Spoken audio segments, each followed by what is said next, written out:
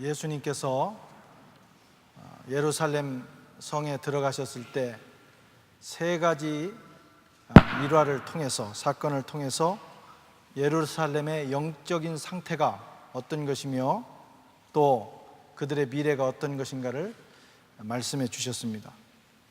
이 세 사건에는 예루살렘을 향한 예수님의 기대와 또 그들로 인한 예수님의 실망이 나타나 있습니다. 먼저 열매 없이 잎사귀만 무성했던 무화과나무 저주 사건입니다. 우리가 지지난주에 살펴봤죠. 마가복음 11장 14절에 예수께서 나무에게 일러 가라사대 이제부터 영원토록 사람이 내게서 열매를 따먹지 못하리라 하시니 제자들이 듣더라. 예수님이 이 무화과나무를 보시면서 열매를 기대하셨습니다. 그런데 이 무화과나무가 주님께 열매를 드리지 못했습니다. 그래서 주님이 실망하신 것입니다. 혹시 그 나무에 무엇이 있을까 해서 갔는데 잎사귀만 무성했고 주님의 배를 채울 수 있는 그런 열매가 없었다는 것입니다. 여러분, 이것은 예루살렘과 그리고 이스라엘의 영적인 상태를 보여주는 사건입니다. 그들은 매우 완성도가 높은 아름다운 예배 의식을 가지고 하나님께 예배를 드렸습니다. 특별한 열심을 가지고 율법을 잘 지켜서 정말 겉으로 보기에는 탁월한 신앙생활을 하고 있었습니다. 그런데 문제는 모양새만 그랬다는 것입니다. 내용이 없었습니다. 주님이 원하시는 열매를 드리지 못한 것입니다. 자기 만족을 위한 열심이었을 뿐입니다. 여러분, 이것이 또한 오늘날 저와 여러분의 문제이기도 합니다. 주님은 우리에게 열매를 기대하십니다. 그런데 우리는 주님이 원하시는 열매를 드리지 못해서 주님을 실망시켜 드릴 때가 참 많습니다. 모양새는 다 갖추고 예배드리고 봉사하고 헌신하지만 그러나 따지고 들어가 보면 자기 만족을 위한 예배, 내 만족을 위한 기도와 봉사를 하고 있습니다.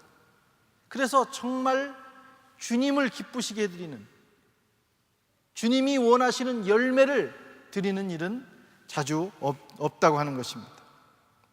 예수님은 이런 무화과나무를 저주하셨습니다.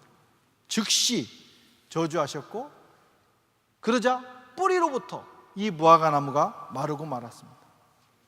외견상으로 화려한, 겉으로만 외식적으로 하나님을 섬기는 이스라엘을 하나님께서 심판하실 것을 주님께서 이 무화과나무 저주 사건을 통해서 보여주신 것입니다. 예루살렘은 빨리 주님의 음성을 듣고 돌이켜야 했습니다. 그러나 그들은 그렇게 하지 못했습니다. 주님의 말씀을 무시했고 그 결과 예루살렘은 심판을 받게 되었습니다. AD 70년에 로마 타이투스 장군이 예루살렘을 침공했고 주님의 말씀대로 성전에 돌 하나도 돌 위에 남지 않을 만큼 완전히 파괴되었습니다.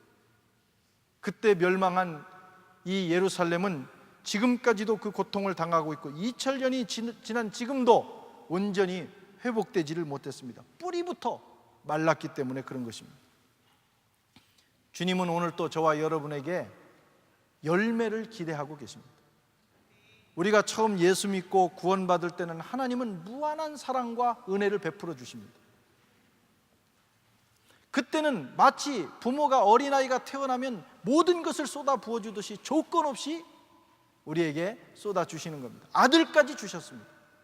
그러나 때가 되어 성숙한 자녀가 된 후에는 주님께서 원하시는 겁니다. 좋은 관계는, 부모 자식 간의 좋은 관계는 주고받는 관계, 일방적인 관계는 아직 미성숙한 관계입니다. 그렇지만 많은 그리스도인들이 모양새는 있으나 진정한 헌신의 열매가 없고, 모양새는 있으나 또 진정한 주님을 기쁘시게 하는 열매를 드리지 못하고 있습니다.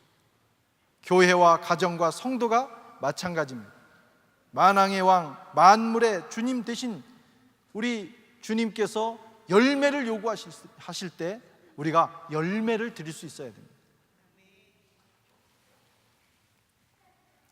두 번째로 탐욕으로 더럽혀진 성전 정화 사건입니다. 오늘 우리가 본문을 읽었습니다. 17절에 보면 이에 가르쳐 이르시되 기록된 바 내 집은 만민이 기도하는 집이라 칭함을 받으리라고 하지 아니하였느냐. 너희는 강도의 구려를 만들었도다. 이렇게 책망하고 계십니다. 여러분, 예루살렘과 예루살렘의 성전은 하나님께서 그곳에 임재해 계시면서 그 백성들과 이 세상 사람들을 만나는 거룩한 현장입니다. 하나님은 거기서 말씀하십니다. 하나님은 거기서 그 백성에게 복을 허락해 주십니다. 하나님은 그걸 기대하신 거예요. 백성들과의 거룩한 만남을 기대하신 거예요. 그리고 그들에게 말씀하시고 그들의 이야기를 듣고 그리고 축복하시기를 원하신 것입니다. 그런데 그곳이 인간의 탐욕과 이기심으로 더럽혀져 있었습니다.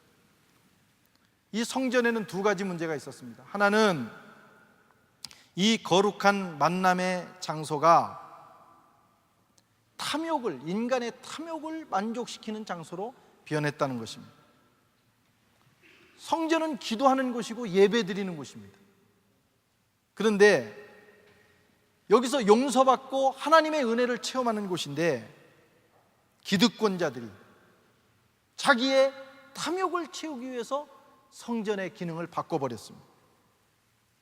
그리고 백성들은 거기에 야합하면서 성전을 더럽혔습니다. 이스라엘 백성들은 제사를 드릴 때 제물을 가져옵니다. 그래서 어디서 오든지 소나 양이나 염소를 가지고 와서 그걸로 하나님께 그걸 잡아서 예배를 드립니다. 그런데 먼 곳, 저 갈릴리나 다른 지역에서 오는 사람들은 그 양을 끌고 오기가 너무나 번거로운 거예요. 그래서 어떤 법을 만들었냐면 돈을 가지고 와서 거기에 있는 준비된 양을 사는 겁니다. 그렇게 해서 교환을 하도록 편의를 제공했습니다. 그런데 문제는 그들이 고안해낸 이 예배를 편하게 드리도록 만드는 이 제도가 어떤 사람들의 탐욕을 만족시키는 제도가 됐다고 하는 것입니다. 기득권자들이 그 거래를 독점하기 시작했습니다. 그리고 자기들이 준비해 놓은 양과 소만 사도록 했고 또 거기에 중간업자들이 끼어들었습니다. 그래서 1,000원이면 사서 예배를 드릴 수 있는 것을 10,000원에 사도록 했고 그리고 그 나머지는 자기들이 착복하게 된 거예요. 그래서 성전은 예배 드리는 장소가 아니라 더러운 탐욕스러운 거래가 오고 가는 장소가 되었습니다. 신앙생활이라는 건 물질에 대한 욕심을 포기하고 이 세상에 대한 소망을, 여기에 소망을 두지 않고 더 거룩한 하나님 나라의 소망을 두고 살아가는 것이 신앙인데 이 예루살렘은 그렇지를 못했습니다. 점점 인간의 탐욕으로 타락되어져 갔던 것입니다. 한국 교회도 마찬가지예요. 100년 전에 우리 교회는 정말 순수하게 하나님을 섬겼습니다. 하나님을 섬기기 위해서 자기의 생명을 걸었습니다. 그런데 오늘날 우리 교회는 하나님께 소망을 두는 대신에 물질의 소망을 두게 되었습니다.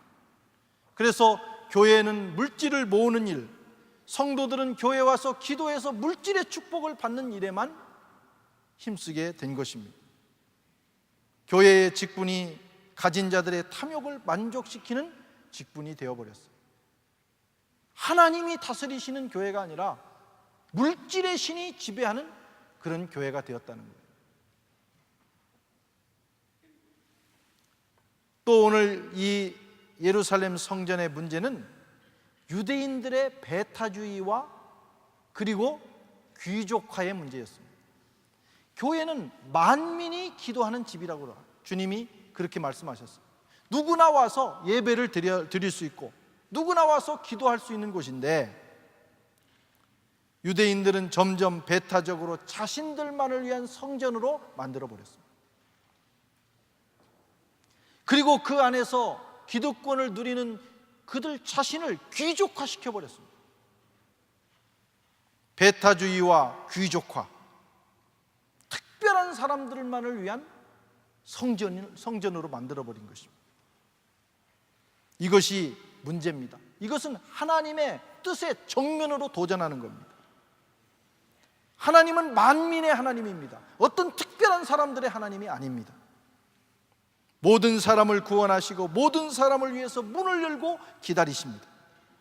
열방이 주께로 돌아와 예배하는 날을 주님은 고대하고 계시는 겁니다. 교회도 마찬가지입니다. 우리는 사도신경을 매주 고백하잖아요. 거룩한 공예를 믿사옵니다.